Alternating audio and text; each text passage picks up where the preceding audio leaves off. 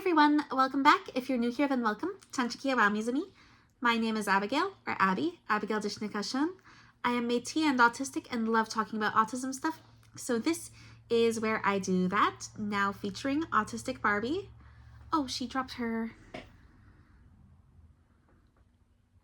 There.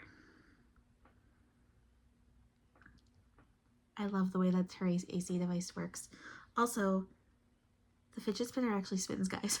Anyways, I've already done a full unboxing video on her, but there are a few little features that I've noticed since.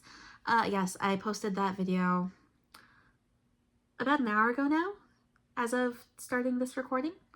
But anyways, so, yes, she arrived today. I'm still very excited. So she is in the video with me today.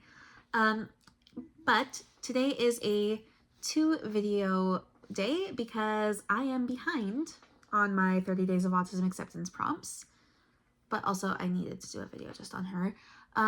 So anyways, this is now my prompt video for today for 30 days of autism acceptance, and I'm going to squeeze in 2 prompts, yesterday's that I missed as well as today's.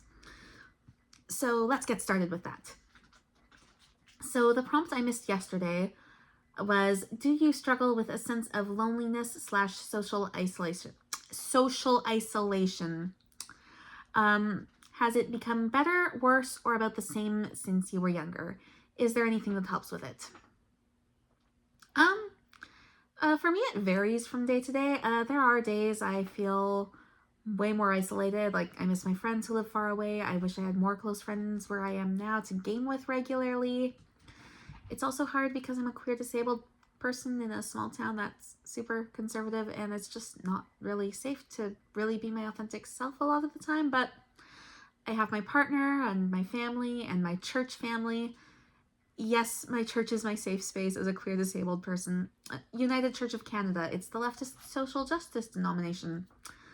And I also do get to interact with my close friends online sometimes. One of them I play Lorcana with, so that's fun. And honestly, there are just as many, if not more, times that I'm just happy to be left alone to do crafting and watch documentaries and read and be alone. Adulting is hard. I work full-time.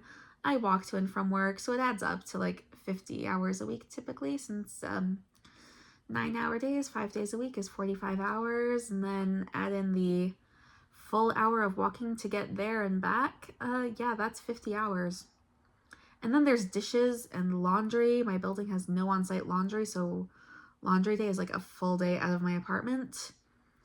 We don't have a dishwasher, so that has to all be done by hand as well.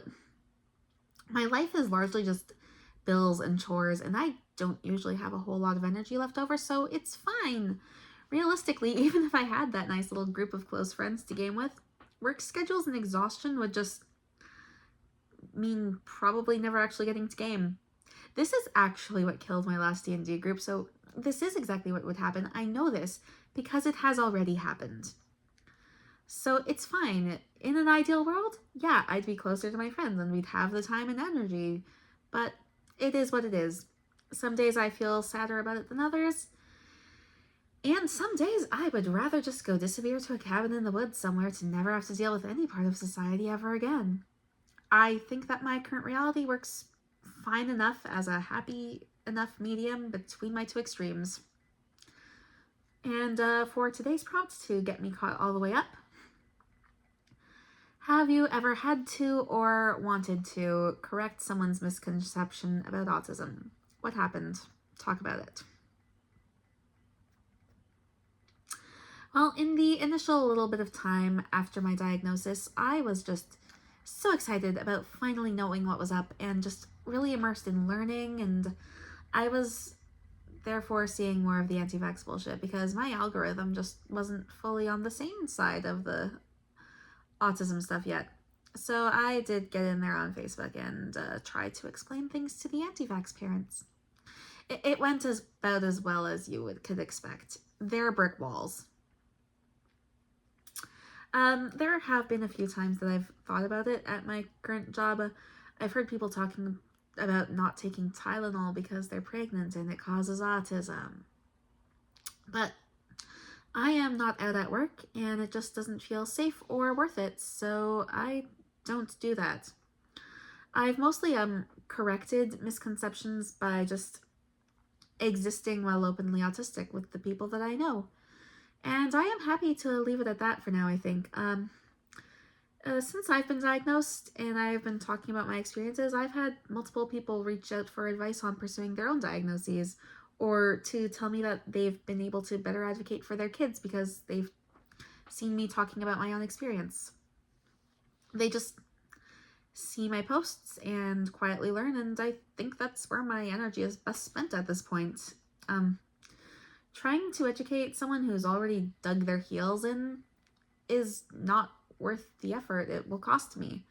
But someone with an open mind who just sees me living my life can get a better picture of maybe like how autism can look for some people, and that is worth something. And I am playing with my Barbie's fidget spinner. Anyway, thank you for watching. Merci pour ton temps. Don't forget to like and subscribe, and I will see you again for tomorrow's prompt. Bye!